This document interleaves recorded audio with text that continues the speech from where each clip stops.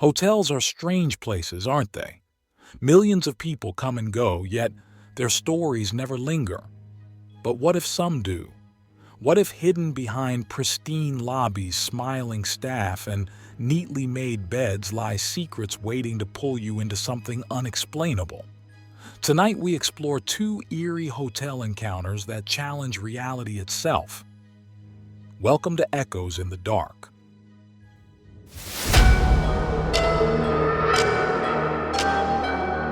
First, a businessman finds himself in a room that isn't supposed to exist, an impossible space that leaves an indelible mark on his soul.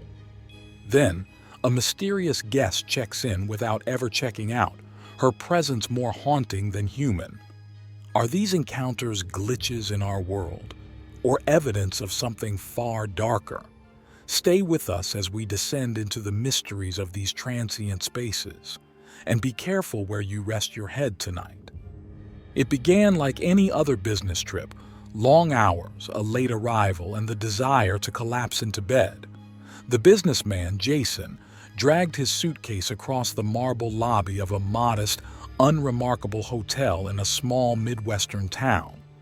The desk clerk, a quiet young woman with tired eyes, handed him a tarnished brass key. "Room 1408. Just let us know if you need anything. It's an older room, sir."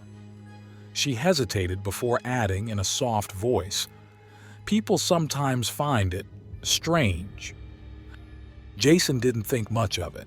He rode the elevator alone, but the air felt unusually warm, as if the vents weren't working properly.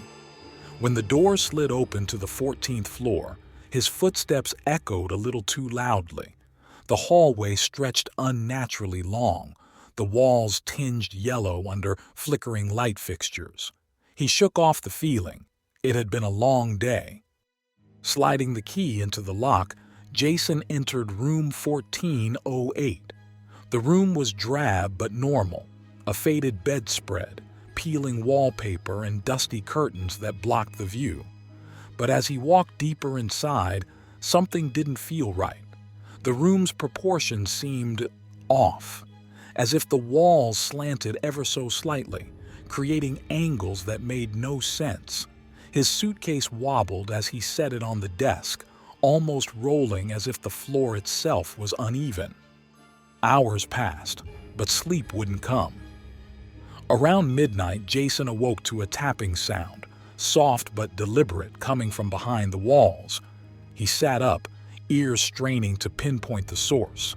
Tap, tap, tap. It stopped. Silence.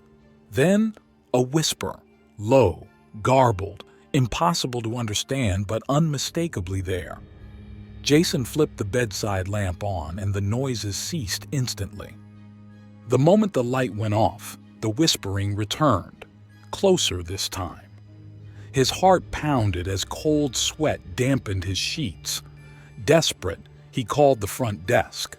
The clerk's voice was steady, yet confused.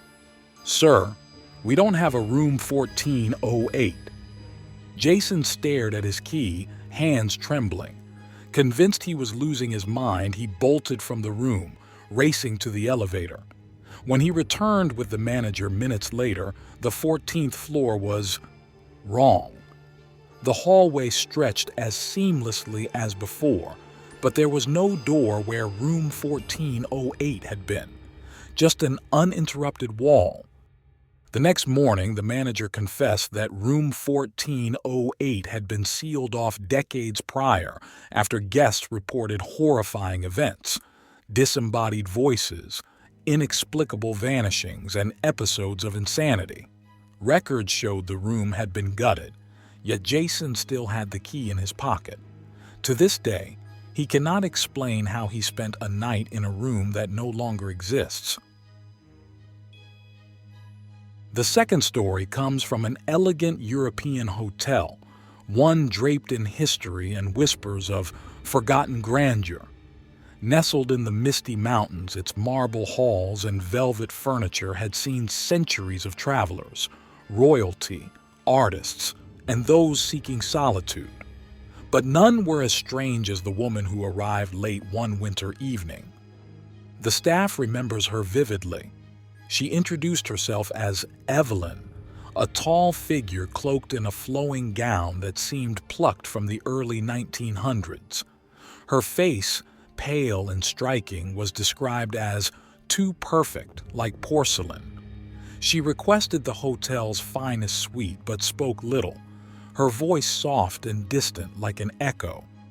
Over the next 2 days, staff noticed her odd behavior. She would glide silently through the halls, her footsteps making no sound. She often stopped to stare at paintings or touch the wallpaper as though she recognized them. When questioned, Evelyn would only smile, a serene, knowing smile that unsettled even the bravest among them. On the third morning, concern grew when Evelyn failed to appear for breakfast. Her tray remained untouched outside her suite. The manager and a housekeeper approached her room, knocking repeatedly. No answer. With growing unease, they unlocked the door and entered. The room was empty. Not a single suitcase, garment, or personal item remained.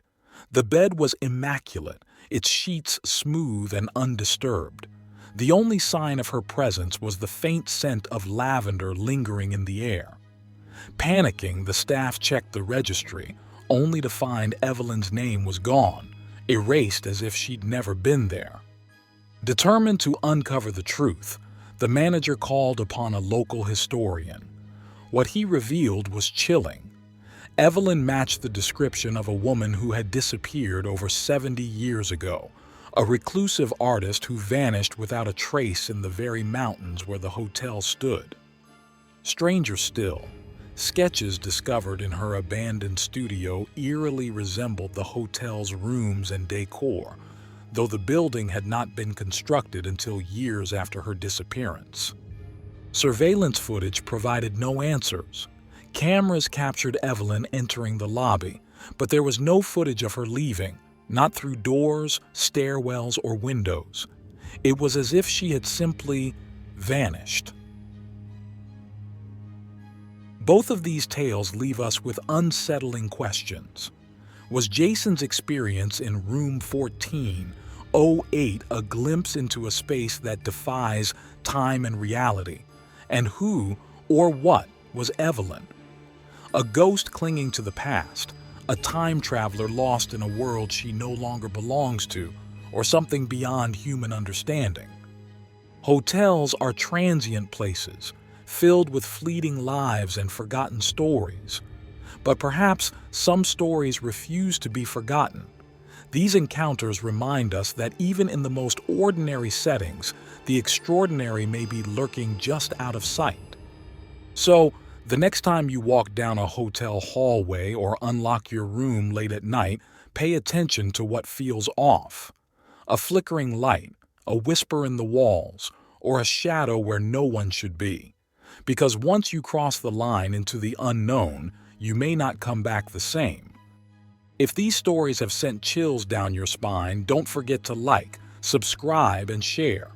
Until next time, stay curious and tread carefully in the dark.